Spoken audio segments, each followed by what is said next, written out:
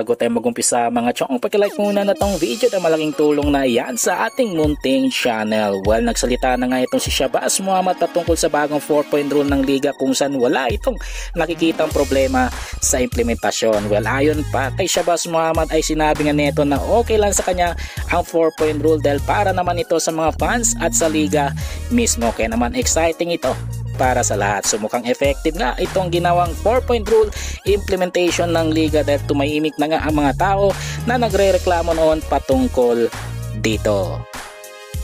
Ibang balita, punta naman tayo sa 3-point specialist na San Miguel Beermen. Walang iba kundi si Marcio Lassiter na focus ngayong araw na gibain ang record ni Jimmy Alapag bilang numero 1 sa listahan ng pinakamaraming ginawang press sa history ng liga. Well, ayon pa sa latest interview kay Marcio Lassiter ay sinabi nga ng shooter na gusto niyang makapukol ng ilang press sa laban kontra Barangay Ginebra, kaya excited siya sa magiging laban. And excited din siya if ever na ma-break niya ang record ni Jimmy Alapag ngayong araw. Sugod lang na lamang sa performance ni Marcio Lassiter ngayong araw kontra Barangay Ginebra. Well, panghuli sa ating balita mga chong, patungkol naman sa import ng Converge Fiber Xers, walang iba kundi si Scottie Hobson na nag-ala deja vu kagabi kontra Terra Firma Jeep kung saan pumukol ito ng 4 sa daing sekas ng laban na nagpanalo sa Converge kontra Terra Firma. Well, ayon pa sa naging interview kay Scottie Hobson ay sinabi nga ng import na sa kanya pa rin nakadesenyo ang play ng Converge Fiber Xers kaya hindi niya na pinalampasan